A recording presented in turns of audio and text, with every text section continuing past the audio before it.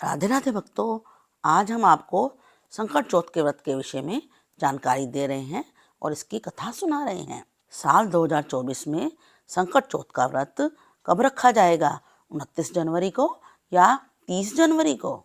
आइए आपका कंफ्यूजन हम दूर करते हैं।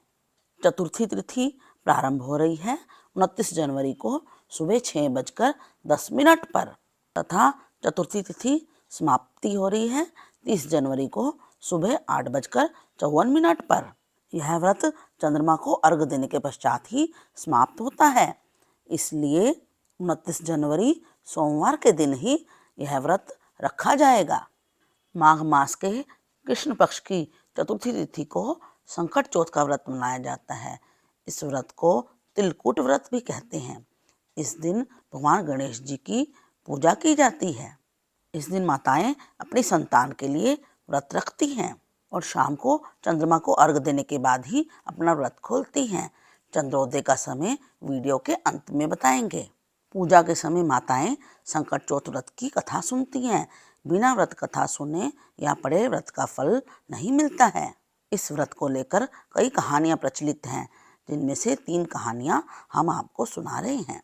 सभी त्योहारों के विषय में जानकारी प्राप्त करने के लिए और कथा सुनने के लिए इस चैनल को लाइक और सब्सक्राइब कर लीजिए।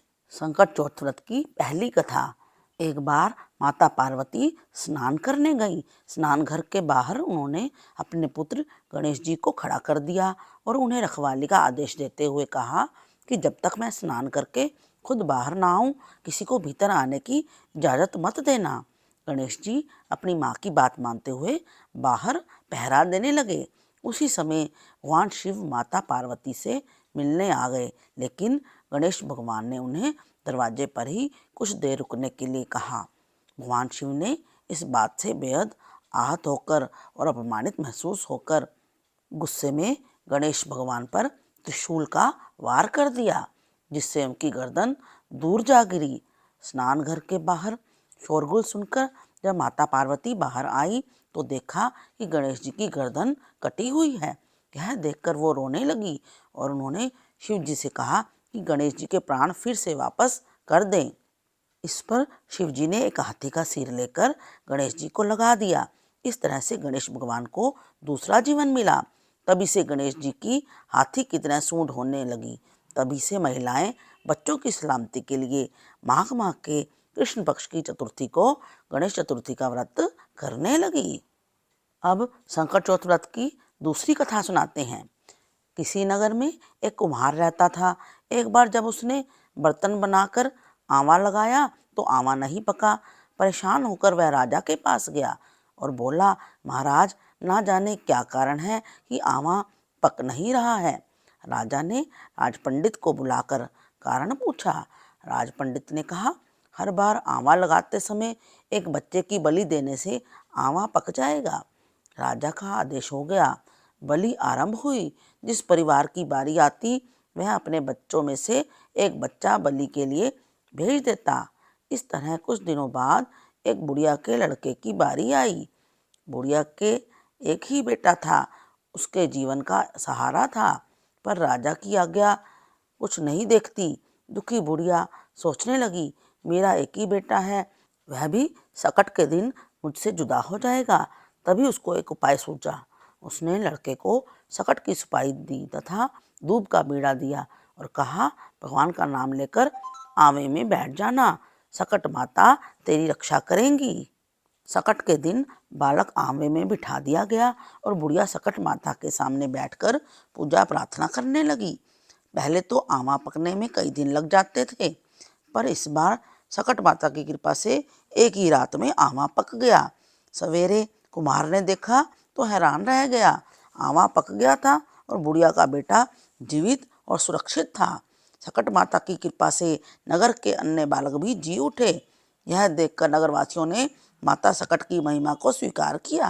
तब से आज तक सकट माता की पूजा और व्रत का विधान चला आ रहा है। सकट चौथ व्रत की तीसरी कथा। एक बुढ़िया थी, वह बहुत ही गरीब और दृष्टिहीन थी।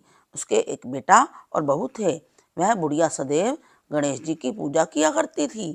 एक दिन गणेश जी प्रकट होकर उस बुढ़िया से बोले, बुढ़िया माँ, तू जो चाहे सो मांग ले। बुढ़िया बोली, मुझे तो मांगना नहीं आता, कैसे और क्या मांगूं? तब गणेश जी बोले, अपने बहू बेटे से पूछ कर मांग ले। तब बुढ़िया ने अपने बेटे से कहा, गणेश जी कहते हैं तू कुछ मांग ले, बता मैं क्या मांगूं? पुत्र ने कहा, माँ तू धन मांग ले। बहू से पूछा तो बहू ने कहा, नाती मांग ले। तब बुढ़िया ने सोचा, ये तो अपने अपने मतलब की बात बोलते हैं। अतः उस बुढ़िया ने पड़ोसनों से पूछा। उन्होंने कहा, बुढ़िया तू तो थोड़े दिन जिएगी, क्यों तू धन मांगे और क्यों तू नाती मांगे? तू अपनी आंखों की रोशनी मांग ले, जिससे तेरी जिंदगी आराम से कट जाए। इस पर बुढ़िया माँ बोली, यदि आप प्रसन्न हैं तो मुझे 9 करोड़ की माया दे दो, निरोगी काया दे दो, अमर सुहाग दो, आंखों की रोशनी दो, नाती दो, पोता दो, सब परिवार को सुख दो और अंत में मोक्ष दो। यह सुनकर गणेश जी बोले, बुढ़िया माँ तुमने तो हमें ठग लिया, फिर भी जो तूने मांगा है वचन के अनुसार सब तुझे मिलेगा। यह कहकर गणेश जी अंतर्ध्यान हो गए। उधर बुढ़िया माँ ने जो कुछ मांगा सब कुछ मिल गया। हे गणेश जी महाराज, जैसे तुमने उस बुढ़िया माँ को सब कुछ दिया वैसे ही सबको देना। अब चंद्रोदय का समय बताते हैं। 29 जनवरी दिन सोमवार को चंद्रोदय का समय रहेगा रात को 9:10 पर। अब इस जानकारी को अधिक से अधिक शेयर कीजिए। हरे कृष्ण।